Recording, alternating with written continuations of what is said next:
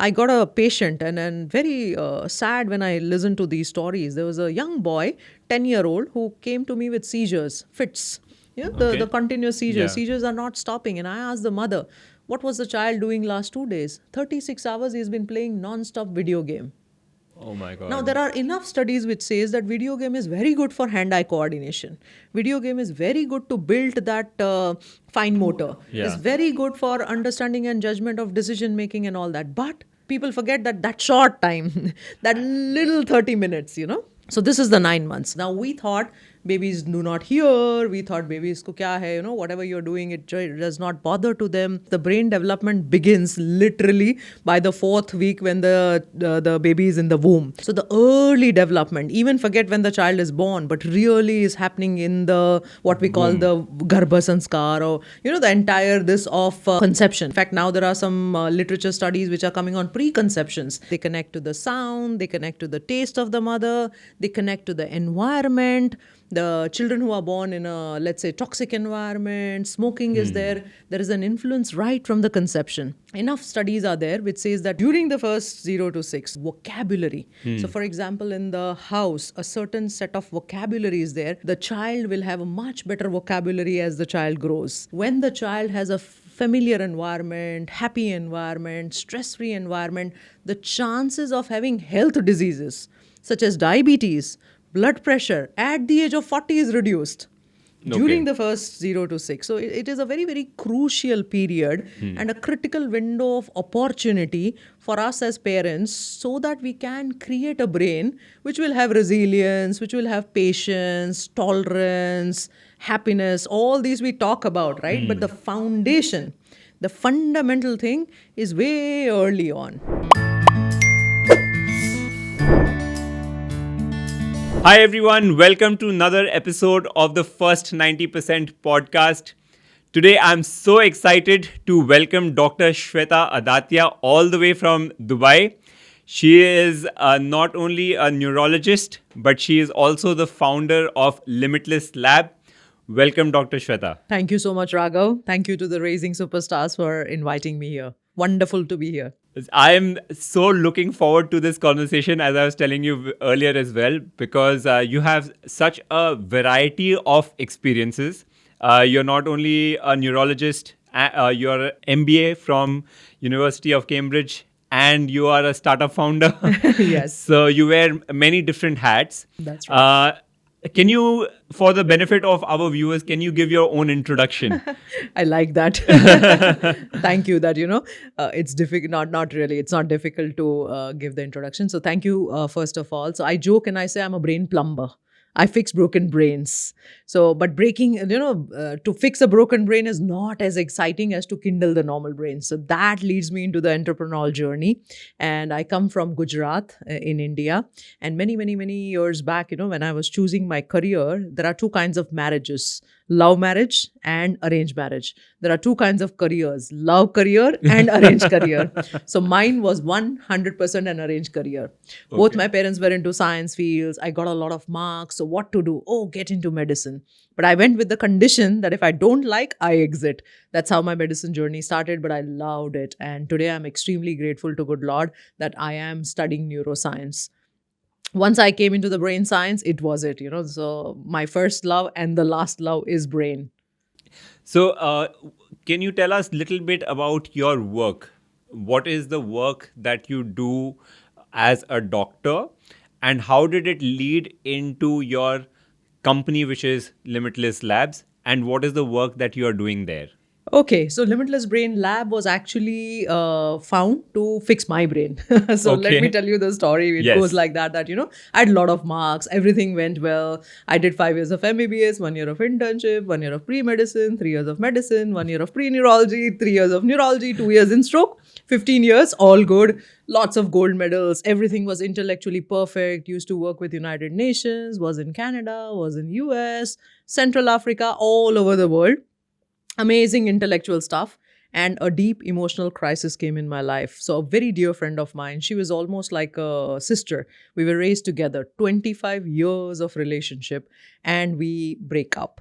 And that was very, very painful. Some flimsy reason for which the whole thing got, the relationship was finished, It was very difficult for me to get out every single day, that emotional pain, the emotional trauma. And my parents got tired of me because breakfast, lunch, dinner, I would speak the same thing. Why should it happen? And why did she leave, etc. and all. That's the time when I first realized that you may know a lot of neuroscience, you may be a neurologist, but to fix your brain, you need to start doing something different. And I was luckily visiting US, and there was a experiment. I mean, look at the serendipity of the whole thing. I'm attending a conference, and then in the next room there is another conference which is happening, which is studying romantic breakups. Okay. So I knocked the door and I said, can you study mine? Although it was not a romantic breakup, it was a childhood friendship breakup. So the professor is laughing and saying, oh, it's a lot of money to know the brain, because functional MRI, a big scan will be done. I said, doesn't matter, I'll pay out of pocket, but I want to know what's happening. I was in so much pain. So we go ahead, we scan the brain, and then as the brain comes out, we were sitting like this. The brain is put up, and the professor says, you are a neurologist. What is happening? And I looked at the brain and I'm like, oh my God, this particular area of the brain is lighting up. And this area is ventral tegmental area. And then what does this do? This gets lighted up in people with heroin addiction. Cocaine addiction. Okay. So I'm like, I have never even looked at heroin and cocaine. So what is happening? So that particular thing was because of emotional attachment. And I told the professor, I said, I am going to fix this. Don't worry. I'll come next time. You'll see that this will disappear. And he's like, how would you do that? I said, in my lab, I will start scanning my brain, although I don't have a functional MRI, but I'm going to use electroencephalograms until the time that this gets fixed. So that is how Limitless Brain Lab was born. And then I wondered, I came and I started to read, what to do about it. And, I'll have to change certain habits and meditation and practices. And I got confused. So I said, let me talk to real people. Real problems are solved only when you have real conversations. So I started to invite leaders, athletes, sports performance, people who are entrepreneurs, people who have gone through a lot in their lives. And when I started to study their brains, actually, I wanted some inspiration for me. And that's when the journey of Limitless Brain Lab started. And everybody started to tell, I do meditation and then I do breath work. And then you wonder that what is happening when you are breathing, let's say, a humming bee technique. So then I would say, okay, let's do deeper studies into humming bee. So that's how the lab started to do a lot of experiments. And then, my area of interest always was, because, I was confused about my career choices and life choices when I was a youngster. I thought, what if all this is applied to the youngster? Because currently a 15 to 18-year-old is going through a lot, right? There's lots of subjects to choose and careers to choose, and then relationships and peer pressures and so many things are happening. So I thought, why don't I apply all this into that science and help these youngsters? So that's how Future Ready Now was born. And we spent a lot of 6 to 7 years talking to parents, talking about how their brains are they showing resilience, what is going right, what is going wrong. So that's how, Limitless Brain Lab to entrepreneurship, it started as a full circle. Wow, that's a fascinating story. Usually we have seen or we see that people have very personal stories from where the inspiration comes to start anything new. The same with me also, and for so many other people, but nobody would even imagine that something like that could happen. If you want to, and I always had this purpose, vision, mission that you have to, if you want to impact generations, you have to start early. And that's why I love the work that you do, because 0 to 6 is a very important critical period in neuroscience. All your brain cells are forming and synapses are connections. Everything is happening at a supersonic speed. Now, after that, the second period is this 15 to 18. So are you able to impact during that time, the environment, the quality of time of the parents, the choices that they make? What are you giving to them? The resources?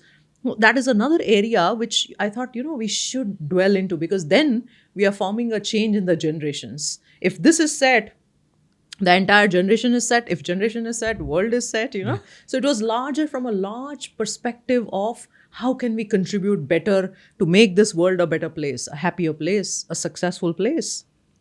So as a neurologist who has studied the brain, who has studied medicine and how developmental growth happens in kids, in people, can you explain to viewers how does the brain develop from birth up till 18 years of age? How is it different in the early years? What happens in the 12 to 18 years where you are primarily focused on? What is neuroplasticity? People talk about Yes. neuroplasticity, but what is it? And what is your expert doctor's view on all of this? Perfect. So let's start with the fascinating thing about the brain is the brain development begins literally by the fourth week when the baby is in the womb.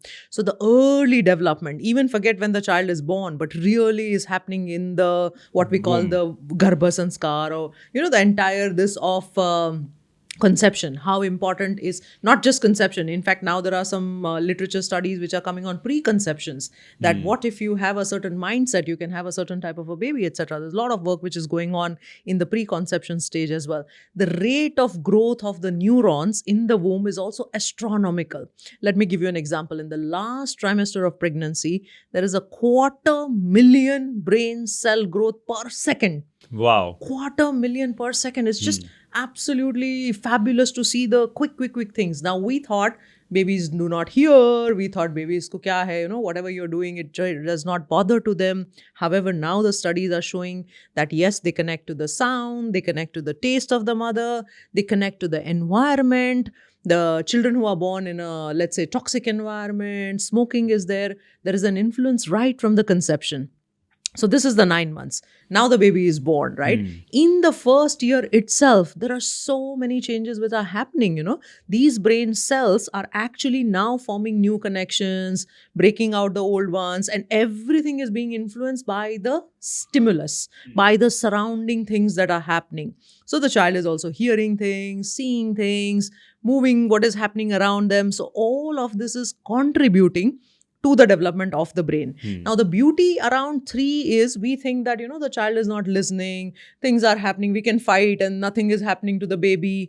All the sensory processes are very well developed. It's just the motor output is not there. So Correct. you cannot, express, you cannot say something. However, everything is going in. And that's the reason why there are some school of thoughts that you should not have a formal schooling. Let the child absorb as much of sensations and as much of things that you can. Now imagine that this particular brain, you are actually crafting by giving the right environment, by doing the right things around. How much of an influence on building that brain is. Now, we thought, okay, the brain is built, let's say, few million neurons, whatever is said, some things had to be cut, some things had to be built, and this will remain lifetime. And we thought whatever the brain that we created the most between the age of 0 to 6 is fixed. It's hardwired. That is what neuroplasticity is challenging, saying that brains keep on growing. However, whatever you invested during the first 6 years of life is extremely important. Why is it important? Because that is the time when actually all the neurons are firing together. Anything that sensory stimulus comes in, there is a change which is happening. So a lot of time parents comes to me and says that, do we need to continue the job? We have to raise the kid. I said, 100% one of you should quit your job if you are serious about parenting, because you are contributing to the brain development of the child then. And nowadays we don't have actually the brains which come out from the parents, right? These are nanny brains. So the brains which are raised by nannies. And then what is the stimulus around in that environment? Enough studies are there which says that vocabulary. So for example, in the house, a certain set of vocabulary is there. The child will have a much better vocabulary as the child grows. When the child has a familiar environment, happy environment, stress-free environment, the chances of having health diseases such as diabetes, blood pressure at the age of 40 is reduced during the first 0 to 6. So it is a very, very crucial period and a critical window of opportunity for us as parents, so that we can create a brain which will have resilience, which will have patience, tolerance, happiness. All these we talk about, right? But the foundation, the fundamental thing is way early on. And this you can actually see in scans in the brain. It's not Yes. something theoretical. You're actually able to see it as a doctor, right? Absolutely, absolutely. There are enough functional MRI studies, there are enough PET studies. This all has been published literature. In fact, the learning is also an amazing thing. There was a paper from Harvard, I'm sure you would have gone through since you prepared the entire Raising Superstars, that the rate of growth of learning is at the peak by 5, 6. So you teach anything to them, Yeah. there's a least resistance and they learn very fast. There's a very nice study, and I was talking to this founder from Fueling Brains. He said that, the children between the age of 0 to 4, when you are periodically studying them, all that you're doing is you're just giving some extra support in terms of the sensory environment that the child is into. Certain tools, certain gadgets, certain things which you are changing, you will see that impact also in their learning. You will see the impact in their behavior, in the outcome as a child or as an adult as they grow old. So whatever you are doing that early on, the brain is catching on. Do you have any studies or any experiments to suggest impact of screen time, especially in babies and toddlers? Wow. So American Academy of Pediatrics says no screens whatsoever Yeah. until the age of 2 years, right? But I Correct. mean, we do see. Yesterday, I came in the flight and there was this young toddler, absolutely stupendous looking, and all she was doing was looking around because there's all stimulation going Yeah. on, right? And then the mother is giving the screen. I said, the baby is not even crying. The baby is not doing anything. Yeah. Please don't give screen, Yeah. Because what are we doing? Let's understand fundamentally Yeah. what is happening behind the scenes. Now, there are 4 brain waves. As I'm talking to you, as you are listening, there is a fast rhythm called beta. As soon as we close our eyes, there is a slow rhythm called alpha. Just before going to sleep, there is even a slower rhythm called theta. And when you go to sleep, it's delta. Now, all these 4 brain waves are happening up and down at various different times. Now, when you're watching a screen, I'm continuously watching that screen. There's only one rhythm, which is the idling rhythm, which is forming. So your brain is now not modulating. Okay. So over a period of time, you are getting consumed there. You don't even recognize what is the time which has passed by, and you're not serving the brain. The brain is literally in a dead mode. In the good old days, TV used to be called the idiot box. That's the reason why the TV was called an idiot box, because eventually your brain is just firing a single frequency. It's not helping you. So screens are now, obviously, as they grow old, the parents come to us and say, but they're learning from the screen. The entire education is on the screen. Yeah. I mean, I got my laptop, I remember at the age of 25. I don't know about you. Maybe you are one generation younger. So what age did you get your computer? So when I went to college, 18. So Yeah. still not as bad, right? Yeah. Nowadays, people are getting their computer by what, 6, 7? They have their personal setup of the digital devices for the schools. See, not all screens are bad. Not all screen time is Yeah. bad.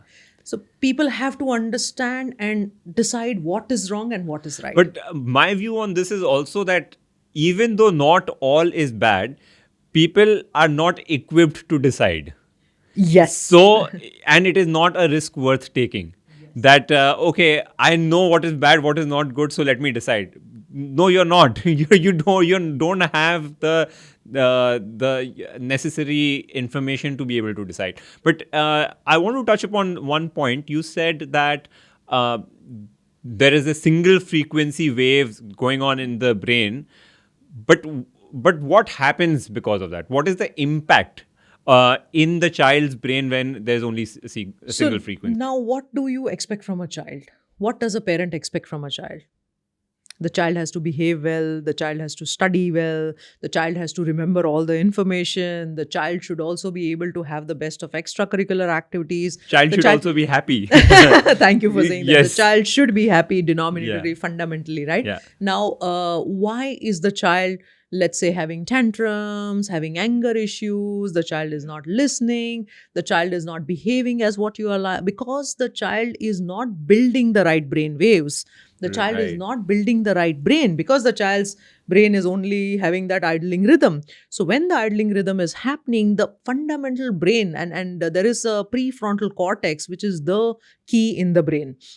That is the seat for your emotional regulation, for self control, for working memory, for speech, for your coordination. So many things are being controlled by that small little cortex called prefrontal cortex. So, what is happening is we are hampering the growth of that prefrontal cortex. We are stopping the growth of that. How long does this impact last? Is it only for maybe a few months, a couple of years, or is it a long-term impact? Beautiful question. Once the brain is forming, let's say something is forming and you're disrupting it, those circuits are broken and they're broken for good. So it is having long-term impact, right? Definitely a long term impact. So no screen time is your recommendation. No screen time until the age of 2, between 2 and 4. Let's go by the scientific evidences, right? American Academy of Pediatrician has published the entire thing. Correct. Up to 2 hours is fine. So we have to follow those norms. And as you rightly mentioned that, okay, I love driving the car. Let's say I am equipped to drive the car also. Let's say that I got my, initial trials, etc. also. The moment I start to learn to drive, I don't go on the highway and, I just start abusing the use of it. So everything has to be properly in Very a process, very gradual. So once they are into that school, understand what type of screens are good. So anything which I'm learning from it. Yeah. We all of us do, right? I watch a lot of podcasts. I listen to so many stories, etc. on the internet. I mean, social media, we know, has such an influence in our lives today, right? We are here because we could find each other online. So it is not that technology is bad. How are you using it? Are you gradually acclimatizing to it? Are you using it the right way? All this is very important. Now, children, I got a patient and very sad when I listened to these stories. There was a young boy, 10-year-old, who came to me with seizures, fits. The continuous seizures. Yeah. Seizures are not stopping. And I asked the mother, what was the child doing last 2 days? 36 hours he's been playing non-stop video game. Oh my God. Now, there are enough studies which says that video game is very good for hand-eye coordination. Video game is very good to build that fine motor. Yeah. It's very good for understanding and judgment of decision-making and all that. But people forget that short time, that little 30 minutes, Yeah. And that to clarify, at 10 years of age, not at 1 year of age. Exactly. Yeah. At a certain age, at a prescribed duration, in a prescribed manner. And that's why, when parents say that, we switch off the Wi-Fi. In fact, there is a latest study which I just read last week. 2 weeks of getting off the internet for the entire family, 2 weeks, is influencing 10 years of your brain age. Wow. Just imagine 10 years of your brain age. So imagine the number of the brain cells that we are damaging just by not using it wisely. Yeah. Now, coming to the prefrontal cortex, I think in your Limitless Brain Lab, you are working a lot with how that can be influenced, especially in teenagers, right? Yes. So can you talk a little bit about that? What is it that your research suggests? What is your methodology? And what is the impact that you're able to bring into your clients? Wonderful. So let's, for the audience sake, there are 3 fundamental parts in the brain. One is called the brain stem. Brain stem is where I'm breathing, my heart is beating. It's the basic survival functions. The moment I go up little, there's limbic system or the emotional brain. Now, this brain's job is scanning the threats. What is happening there? What is happening? I need to be safe, comfort, secure. In the good old days, there used to be tigers and lions which were the threats, and nowadays it's boss's email and suddenly the WhatsApp which comes in. So it is trying to scan, and it is always in the state of preparedness, or it is always in a state of fear, fight, flight, freeze. What will happen if this happens? So that is the limbic system. And then this entire thing is the frontal cortex. In that frontal cortex, there is a small little area called the prefrontal cortex. But largely, this entire frontal cortex is extremely important. In rats, let's say about 7% of the brain is frontal cortex. Chimpanzees, 11 to 15%. In humans, 40%. 40% of the brain's reserve is that frontal cortex. And the cover of that frontal cortex slowly develops. So from the age of 0, slowly, it is not complete until the age of 23. Okay. So it's still in the building phase. When it is building, if you are able to give attention to it and start to build it well, it serves you until the end. So what does it do? What is the function of this prefrontal cortex? The function of this is emotional regulation, self-control, understanding what is a threat, what is not a threat, deciding. choices. What is good for me? What is not good for me? How much should I play a video game? When should I stop? When should I understand a certain concept? Problem solving, complex problem solving, creativity, deciding something or designing something for the future. Everything is happening from this frontal cortex. Commitment, staying and doing something, persistence, resilience. What if I fail a certain test? Do I come back and fight it back? All of those are qualities of the prefrontal cortex. Most of the successful people, most of the peak performers that we study in the lab, and we have leaders and athletes and all the people who have been very successful in their things that they have done, right from maybe entrepreneurship to medicine to research. What we see is their prefrontal cortex is very well developed. There's a balance between the left and the right, which is also extremely important.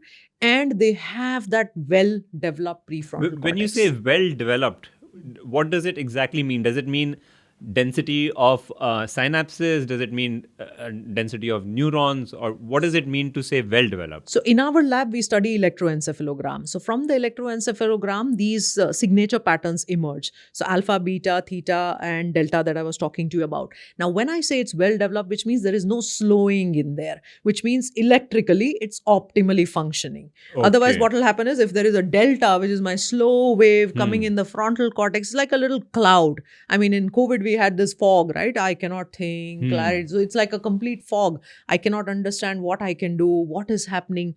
That slowing is what I indicate when I say well-developed prefrontal cortex. And it's not that difficult to understand in the lab. Now, we do, of course, the fancy instruments, whatever the functional MRI and all have also shown, but that has shown the volume. The cover of it, what we call the myelin. They've also shown the density of the neurons. Now, those are very sophisticated studies, which is very expensive to perform as well. But then finally, electrical signatures are also linked to the behavioral outputs. So if your frontal cortex is not functioning well, I would anticipate problem with emotion, problem with focus, attention. All this is a part of it. So when we derive those fundamentals and we have a special software with which we map all these indicators, we understand that what are the things which are lacking and what can we do to build it in the critical period. So one is your 0 to 6, what you're doing in raising superstars, right? What can the parents do? What is the environment? What is the stimulation? What are the gadgets? What are the playing methods? What is the pedagogy? What else you can do about it to build it? Same thing, between the 12 and 18, what else you can do? What are the extracurricular resources? What are the classes that the child should not do, should do? So the entire customization, entire thing is built based on that particular brain.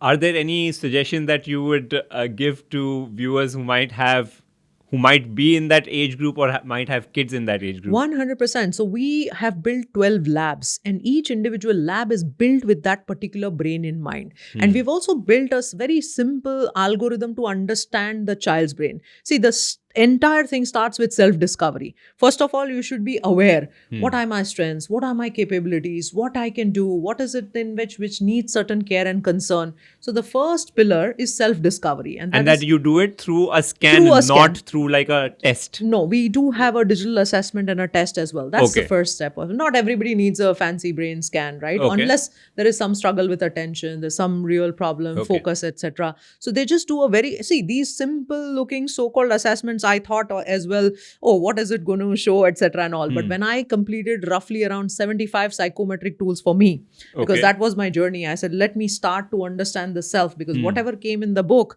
started with my own processes. And every single test gave me something unique to explore. But one of the sciences called the whole brain sciences sort of was very powerful.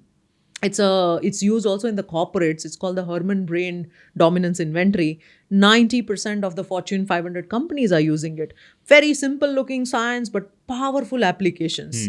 So when we do the digital assessment, we understand what type of the brain preference that the kid has. When I say brain preference, which means technically, how is he thinking so that he'll do a certain task? Now, brain is also left side, right side, upper brain. Upper brain is more towards vision, tomorrow, future, research, data, analysis. And then there is also something called the lower brain. Lower brain is more empathy, care, people, understanding, organization, the method, the way in which certain things are done. So now a child can either have a left, right, upper, lower preference. And these preferences were mapped in our studies. So we did a very elaborate digital assessments for a lot of kids, over 1,000. And then we understood what is the way in which the child is thinking. That is self-discovery. Now, I'm driving a car. I look front, which is my main focus, right? Which is my strength. But I do need to look at the rear mirror as well. And that becomes sort of my weaknesses. Now, unfortunately, and I have to share this data because this is an unfortunate piece of evidence, that Indian parents are only focused on that rear mirror. Okay, Weaknesses. and this is as per data. You're not just No, guessing it. It's a data, right? All the activities which are done or everything in this context or Southeast Asia, I would also largely, because the paper mentioned Southeast Asia, that people are more focused on fixing the weakness. While in the neuroscience, we say that it's okay. Yes, it's a rare mirror. We do need to be mindful of it. But the front mirror is the most important thing. Focus on the strengths. Okay. Let's build the strengths. Let's get the capabilities. Now, if you look in the West, what happens is, let's say, anecdotal example, the child is good in story writing. Yeah. Okay. The child is not good in math. The child is not good in science. They won't say, oh, chalo, let's work on the math and science. Let's make the child an average grader. Let's make the nice bell curve. They would say, no, let's focus only on story writing. We will do everything to make the child strong in story writing. And slowly, all those talents will now be crafted upon and the child does so well. But hum kya kare? We are trying to get to the rear mirror. It's important, but not to the extent that you compromise the strengths. So that's why we have a program called Flow and Grow. So you will flow in your strengths because we have mapped your strengths. Now you keep working on that flow and then start growing. And the proportion is 3:1. Okay. So 3 times more efforts to the flow on the strengths. As compared to the grow. So because in that age group, you have to be mindful of time. They have to study also. Then they go to hundreds of classes. I think if you look at their itinerary, it's much full than you and me as an entrepreneur, right? Yeah. Everything. There's a karate class also. There's swimming also happening. And then there's this happening and that happening. And half the times the parents are only in Dubai. I don't know if that's the case in India. They're just dropping the kids. One class to other class to other class. But is that required? The answer is no. You can be scientific about it. Because you pick your battles. You pick the things that you want the child to be doing. And that's why, I don't like to call the word career, because they may be at that stage when important career functions are to happen. But are we able to understand what is the calling? Are we able to understand that calling and develop that as well? Giving them the opportunities. So this is how fundamentally neuroscience helps us. And once we have answered all these questions, self-discovery to building of the brain, flow and grow, showing all the studies which the peak performers, the habits that we have gathered, and then we give them these labs which are customized. The children do work in the lab. It's a hybrid lab, so they learn the concepts, they actually do hands-on work, and then the brain changes happens. And then we show the delta between when they started the lab. And you're able to map that as well. Correct, because let's say, I'll give you a simple example. Career discovery. In that, obviously, they have to know about all the careers which are happening. Although we are training the calling, but then it has to be what we call the career consciousness. You have to expand that, Correct. right? Yeah. Otherwise, all you will end up doing is what the peer told, what the teacher said. And most children, I don't know, want to become pilots. I have not understood that fundamental why. They're so fascinated. Every 4th child that you will ask, pilot. Or at best teacher, or at best doctor, because that's what they're seeing, So when you expand their horizon, so there's a career discovery lab. So we teach them some 800 careers in 2 hours. So when they walk out of the lab after 2 hours, they're pit-pat in all those careers. Now you planted the seed of opening their vista and understanding into those. Yeah. So you've given them the view into the opportunities that are available versus the ones that they keep seeing in their own life. Absolutely. Now, intuition lab. Now, how many times do we teach our children intuition? What is intuition? The inner tuition. How do you develop that? The second brain, the gut. How do you understand the feeling versus when you're thinking? Yeah. And how do you develop this thinking, feeling coherence? If you feel something, how much do you rely upon? How do you rationalize that? So what is the science behind that? So we teach, and kids do understand very fast. Yeah. There was this lab which I love, the communication lab. In that, Dr. Emoto's experiment, the one, have you heard about his Which one is that? experiment? The Japanese guy, when you talk to the water. Very interesting Yeah, experiment that he did, right? You talk to the water, you have kind words and thank you and love. You guys have done that experiment? Yeah, with the kids, right? So Yeah, when okay. because we want to recreate that experience, anything that you have them do hands-on is sort of consolidated in the brain, Correct. right? The fundamentals of learning have not changed. I don't think so it'll ever change, right? Yeah. No amounts of gadgets and all this multimedia is only making it better. But the fundamentals are, when you do it, you realize that Correct. this is the way to do Yeah. it.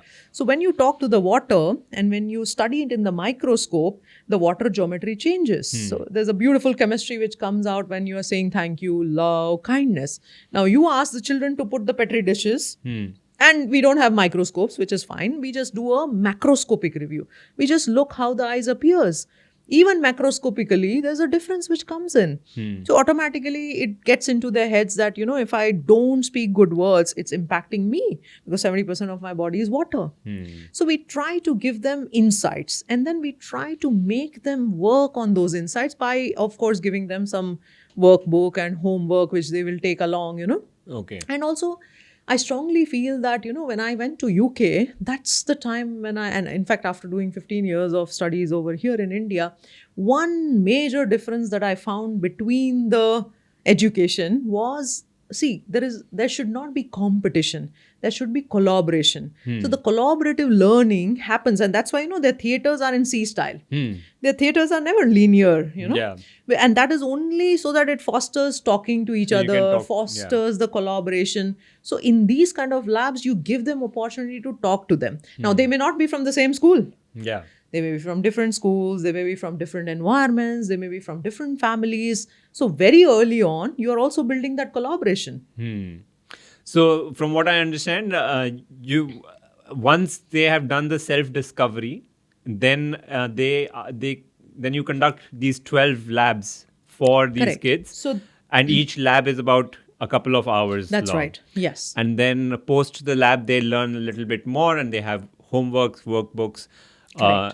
And that's how it goes, right? It's an entirely built curriculum which is meant to change their insights about work, insights about career, communication, behavior, and all focused around the prefrontal cortex. Got They've never understood how to breathe, They've never understood what is the right way to breathe. Now, when we bring them on and we just say blow a candle in a certain way or don't blow the candle, you breathe in such a way that the candle is not blown, all you're doing is training the autonomic nervous system.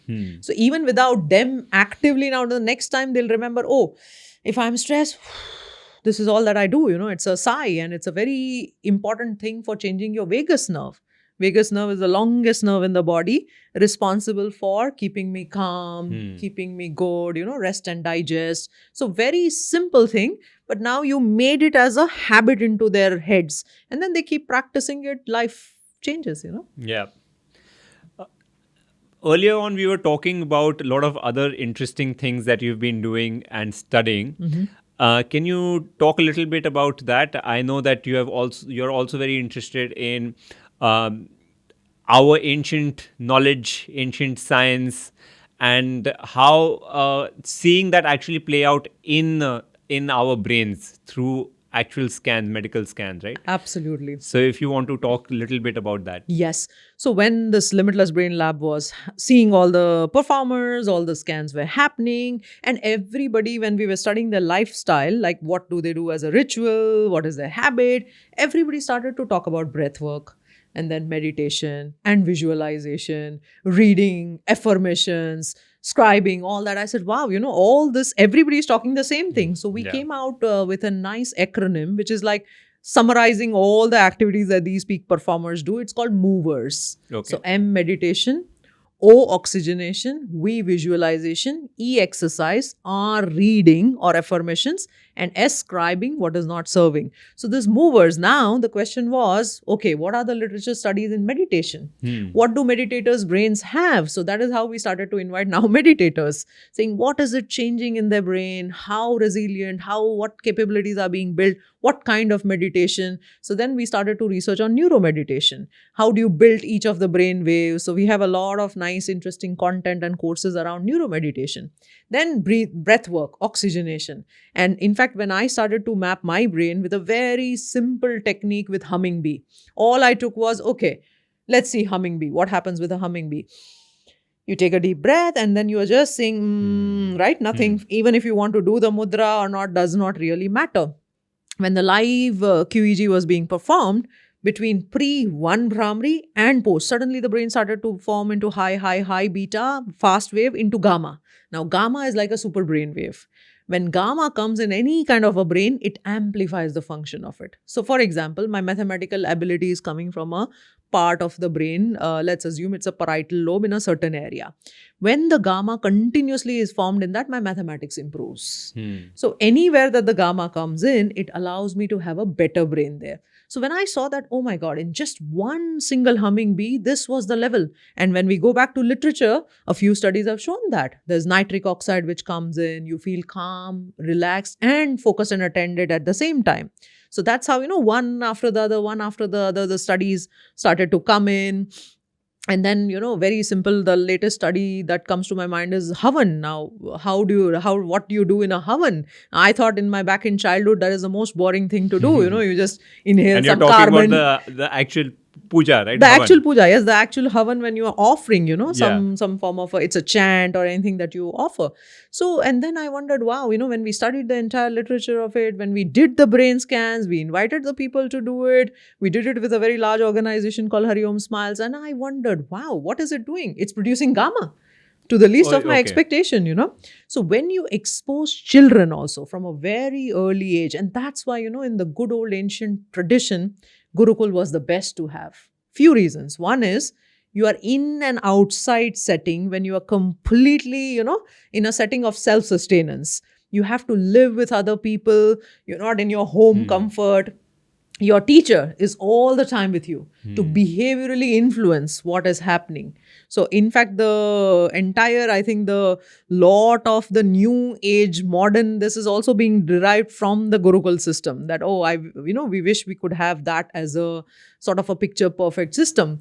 So why all this is happening? Mirror neurons. So when I look at something happening, my brain is directly influenced by it. So when a teacher is doing a certain practice every single day, I get influenced by it and I develop mirror neurons. So all these, each of the practices, when you build it in a certain way, it helps you to grow the brain. Wow. So in terms of all the things that you're talking about, like for example, the Havan, right? And one of the things you mentioned that when you studied the participants in the Havan, there is gamma waves in the brain, which is very beneficial. Now, what might a skeptic tell you to counter what you're saying?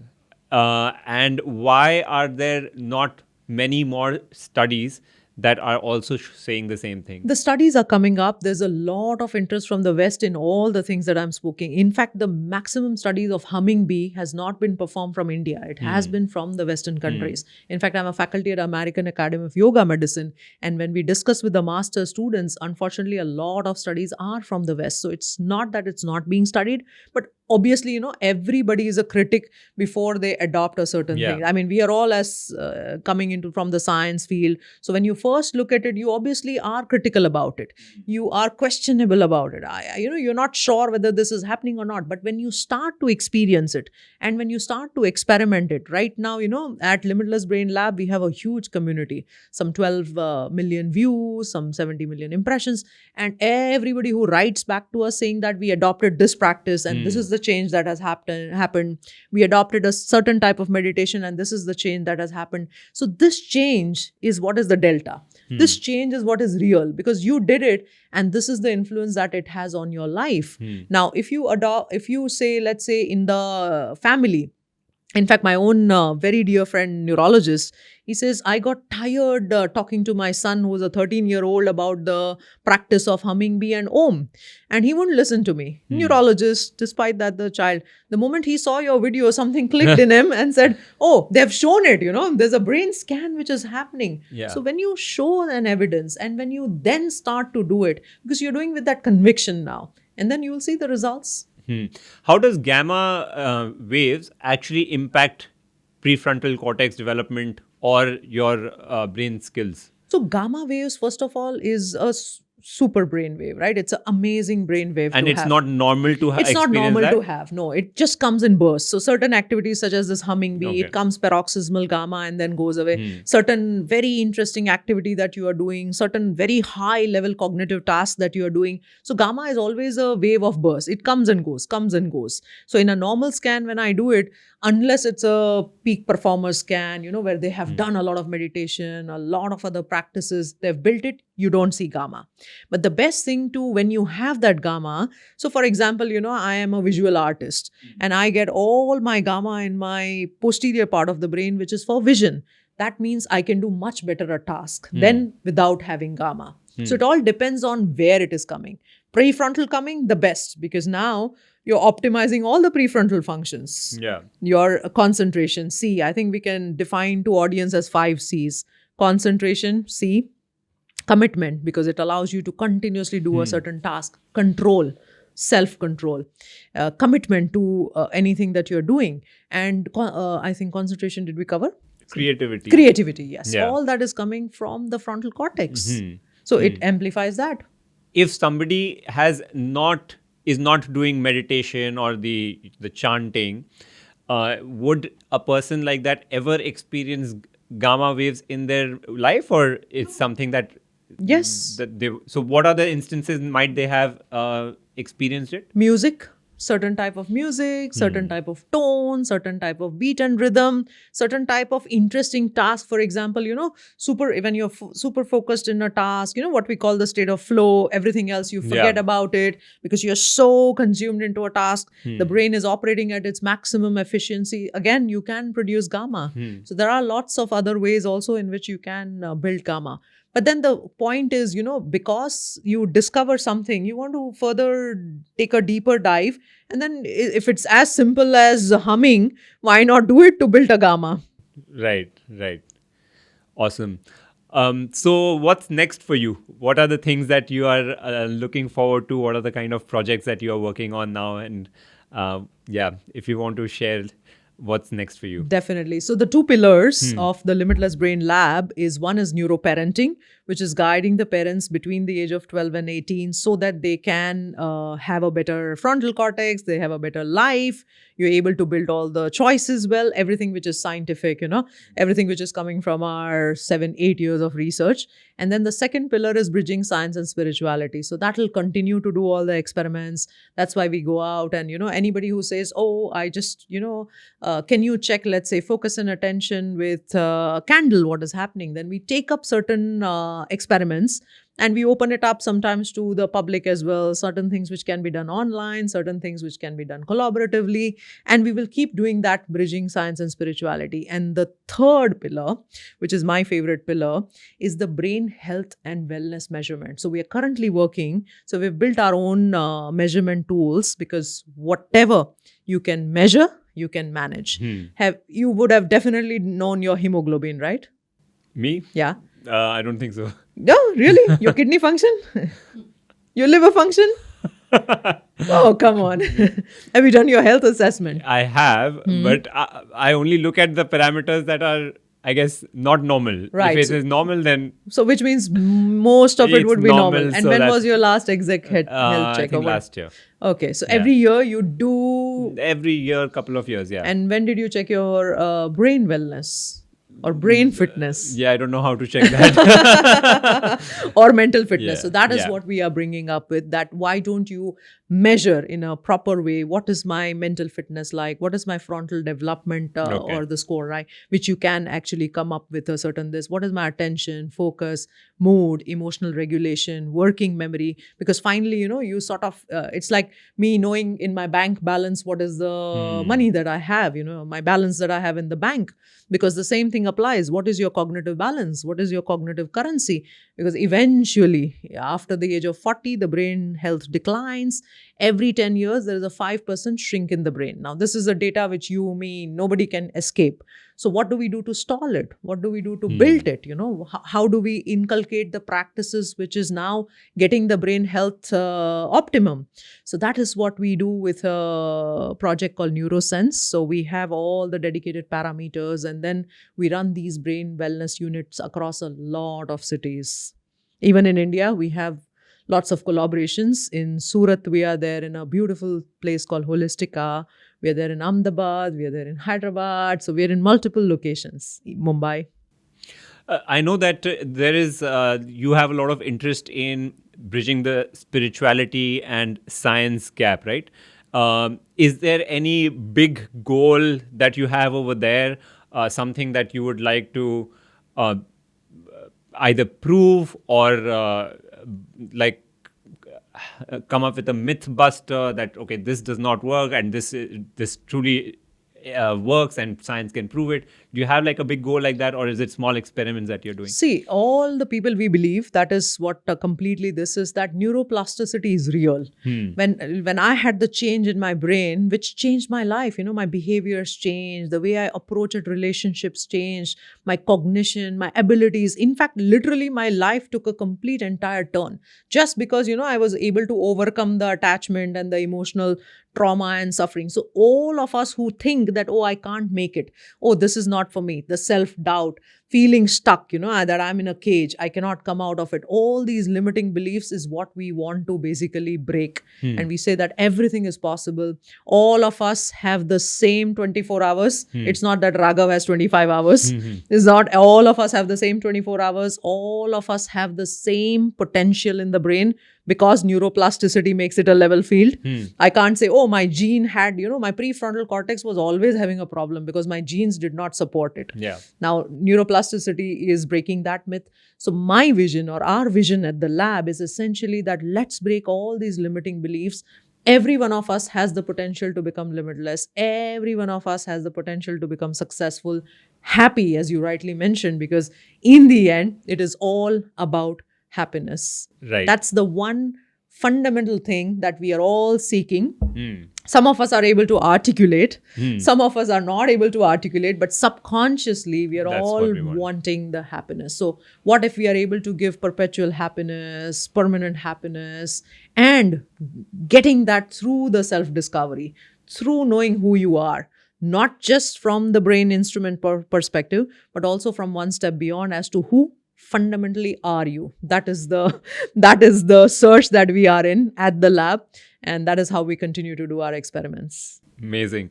Last question from my side. Anything that you would like to tell the viewers on how they can either work with you or benefit from the work that you are already doing? How can they connect with you? So first of all, I believe in the attitude of gratitude. Thank you so much for hosting us here. And thank you so much to all the people who are listening. In Japanese, there are two terms which they use. I love both of them. There's something called kensho, which means you go through the deep pain and then, you come out of it. And then there's satori, which means an insight which comes in. I'm sure that after listening to this conversation, if you have had some insights where you can make a change in your life, my one advice is don't forget the movers: meditation, oxygenation, visualization, exercise, reading, and scribing. And all the details is available on www.drswetaadatia.com and limitlessbrainlab.com. We have lots of content, lots of courses, and most importantly, I invite you also and the audience. In November, we are going to have a retreat where we are inviting all the top experts in the field, just where we want to elevate this brain game. So welcome to Dubai. Thank you so much. It was a pleasure having you, and it was such an interesting conversation. Thank you, Dr. Sweta, for joining us. Thank you. Thank you so much. Thank you.